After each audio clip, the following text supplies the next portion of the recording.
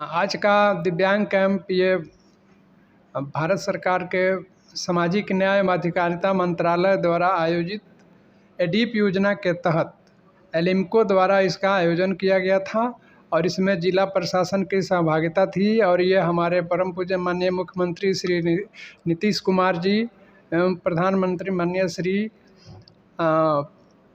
नरेंद्र मोदी जी के उच्च लक्ष्य को पूरा करने के लिए ये आयोजन और ये शिविर आयोजित किया गया था। ये गोपालगंज में दूसरी बार शिविर आयोजित हुआ है। इसके पहले मैंने 2022 में करीब 2500 लोगों को बांटा था, दिव्यांगजनों को।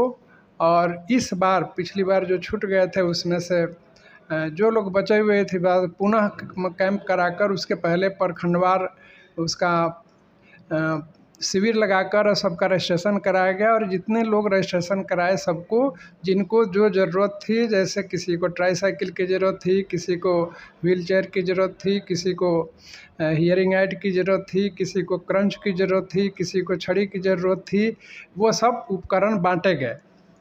इसमें सबसे ज़्यादा हमारे माननीय मुख्यमंत्री जी का लक्ष्य है। उनके लक्ष्य को और उनके निर्देश को पालन करते हुए मैं भारत सरकार से ये योजना लेकर आया था और उसी के तहत ये योजना दूसरी बार की गई है, जो आज संपन्न हुआ। और कल से हर एक प्रखंड में हम लोग इसको आयोजित करने जा रहे हैं। एक दिन में एक प्रखंड में दो प्रखंड में एक दिन में आयोजित होना है, जो आज से शुरू होकर और 1 तारीख तक चलेगा।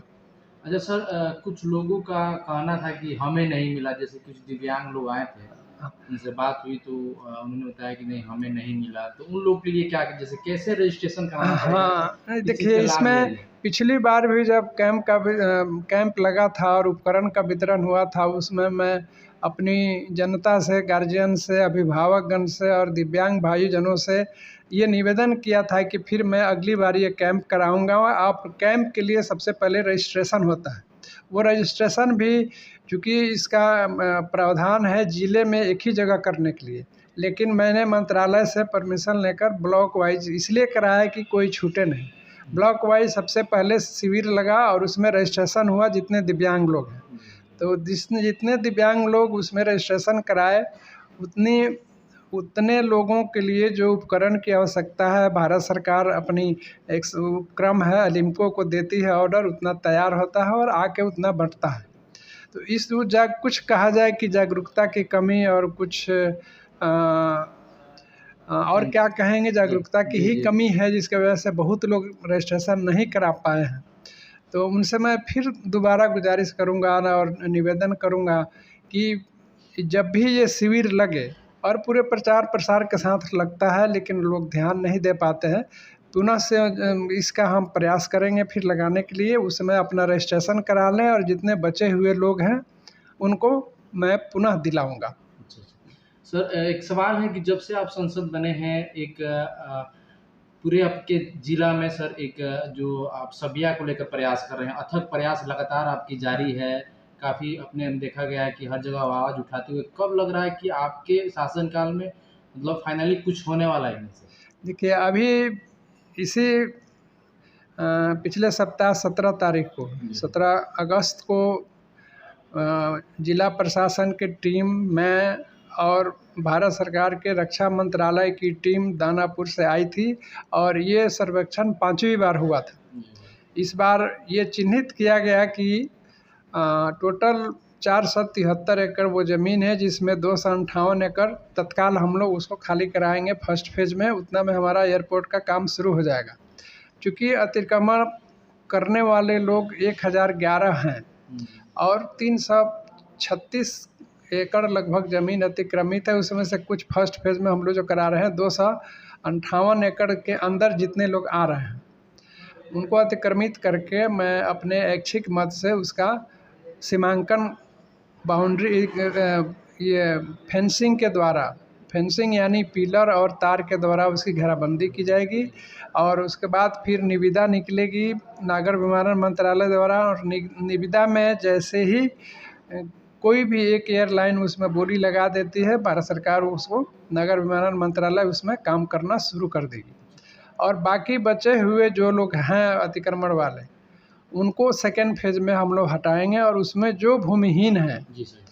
उनके लिए वैकल्पिक व्यवस्था की जा रही है, उनको वैकल्पिक व्यवस्था करके ही वहाँ से हटाया जाएगा। इसीलिए 2 फेज में ये काम किया जा रहा है। तो सर मतलब फाइनली जो भूमिहीन है कहीं न कहीं उनको ज़मीन हाँ, वगैरह उनको प्रोवाइड किया जाएगा। जिला प्रशासन द्वारा ज़मीन की तलाश की जा रही है, कुछ ज़मीनें मिली भी हैं, वहाँ उनको बसाया जाएगा। कुछ लोगों का वहाँ पे बयान था कि हमने कई पीढ़ी यहीं पे बिता दिया, तो हम छोड़ेंगे नहीं यहाँ पे, हमने दाखिल खारिज करा लिया यहाँ का। वैसे लोगों को क्या दीजिए? देखिए, तो आप तो ये सुप्रीम कोर्ट का भी आदेश है, हाई कोर्ट का भी आदेश है, भारत सरकार का भी आदेश है, राज्य सरकार का भी आदेश है कि सरकारी ज़मीन पर कोई भी कितने सालों से भी कब्जा करके रखा है, उसको सरकार खाली करा रही है। वो तो मैं नहीं कर रहा हूँ, ये सरकारी नियम बना है और सरकार के द्वारा ही किया जा रहा है, सब जगह हो रहा है, आज नहीं तो कल होना है। बहुत लोग वहाँ ऐसे हैं कि गांव में भी घर है, वहाँ भी बना लिए हैं, गांव में घर है वहाँ मार्केट बना लिए हैं, तो रनवे पर मार्केट बना लिए हैं। तो उसके लिए अब सरकार जैसा चाहेगी वैसा करेगी। मेरा प्रयास है कि शुरू हो जाए, और मैं तो ये चाहूँगा कि अतिक्रमण जहाँ तक ज़रूरत नहीं हो, जिस एरिया को, उसको वहाँ के लोगों को रहने दिया जाए। हाँ, लेकिन जितना ज़रूरत है एयरपोर्ट के लिए उतनी तो ज़मीन चाहिए ही चाहिए, तभी हम लोग एयरपोर्ट चालू हो पाएगा। अगर हम वहाँ की जनता हमें कोऑपरेट नहीं करेगी तो फिर एयरपोर्ट कैसे हम चालू करेंगे? वो छोड़ेंगे नहीं, ज़मीन खाली होगा नहीं तो एयरपोर्ट बनेगा कैसे? अच्छा सर, कुछ लोगों से हमें बात हुई जो यहाँ पे साइकिल वितरण हो रहा था। हाँ, उनका कहना था कि अभी तक हमारे संसद साहब 2 बार ये लगा चुके हैं और काफ़ी ज़्यादा आपको बधाई शुभकामना दे रहे थे हाँ, कि काफ़ी दिनों से दिव्यांग लोगों के साथ दिक्कत होता था, लेकिन पहले से संसद है जिन्होंने दिव्यांग का प्रॉब्लम समझे और हम लोग का वितरण बाइक वगैरह मिल रहा है, जो ई साइकिल वगैरह, हाँ, हाँ, वो लोग सर बहुत आपसे खुश हैं। हाँ। वो क्या कुछ मतलब उम्मीद लगता है कि आगे आपकी जो सेवा है वैसी देखिए, मैं जब चिकित्सक था तो भी एक सेवा, वहाँ हमारा पेशा ही सेवा भावना था। सेवा भावना से और ईमानदारी से मैंने वो अपनी पेशा को निभाया। फिर मैं जब राजनीति में कदम रखा तो उसी सेवा भावना से मैं आज भी राजनीति कर रहा हूँ और जनता की सेवा कर रहा हूँ। जनता के सेवा के लिए जितना मैं कर सकता हूँ, रात दिन लगा हुआ हूँ, प्रयास कर रहा हूँ, और काम हो भी रहा है धीरे धीरे। और जो हमारे जितने दिव्यांग भाई जन छूट गए हैं उनको मैं फिर दोबारा दिलवाऊंगा। उसकी एक बार फिर मैं सरकार से मांग करूंगा कि एक तीसरी कैंप कराई जाए, उसमें छूटे हुए लोग हैं, वो रजिस्ट्रेशन कराएंगे, उनको फिर मिलेगा।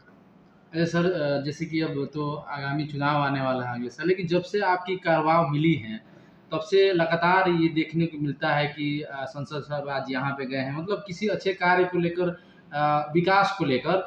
तो कभी आपके मन में ये चीज़ नहीं हुआ कि हम डॉक्टरी अच्छा खासा करते थे, अब परेशानी उससे थोड़ा सा ज़्यादा उठाना, घूमना ज़्यादा पड़ रहा है, परेशानियों को ज़्यादा फेस करना पड़ रहा है? नहीं, ऐसी कोई बात नहीं है। घूमने में चूँकि डॉक्टर थे तो भी दिन भर काम करते थे। हम लोग सुबह 6 बजे से लेकर शाम को 7 बजे तक काम करते थे। थोड़ा-सा अंतर यही था कि हाँ, एक जगह स्थिर होकर काम करते थे। अभी है कि क्षेत्र में घूमना है। हाँ, लेकिन ऐसी कोई परेशानी नहीं होती है। मैं अभी तक कर ले रहा हूँ, इतना दिन से करते आ रहा हूँ। कोई दिक्कत हमें महसूस नहीं हो रही है। मैं खुशी-खुशी कर रहा हूँ और आगे भी करता रहूँगा। बस जनता का आशीर्वाद चाहिए हमें।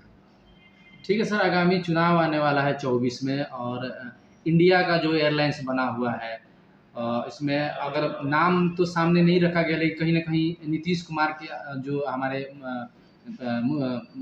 मुख्यमंत्री हैं, उनको आगे कर दिया गया है। तो कितनी बड़ी लड़ाई लड़ना है सर? देखिए, हमारे मुख्यमंत्री जी की ही ये देन है। वह उन्हीं की शुरुआत की हुई है इस मुहिम को, कि जो आज पूरे विपक्ष एक जगह यूनाइट होकर और एक ये गठबंधन बना है जिसका नाम इंडिया दिया गया है। और इसका सारा श्रेय हमारे परम आदरणीय मुख्यमंत्री श्री नीतीश कुमार जी को जाता है, और उसका फल भी निकलते आप देख रहे हैं कि उसकी एक पटना में भी बैठक हुई, बेंगलोर में भी बैठक हुई, तीसरी बैठक बम्बई में है। वो धीरे धीरे अपना कार्य रूप ले रहा है, और उसमें हम लोग अगले लोकसभा के चुनाव में हम लोगों के लिए, इस महागठबंधन के लिए, इस इंडिया गठबंधन के लिए किसी तरह की कोई परेशानी नहीं होगी। हम लोग जीतेंगे और हमारी विपक्षी पार्टी हारेगी। धन्यवाद सर बातचीत करने के लिए। बहुत बहुत धन्यवाद आप सब।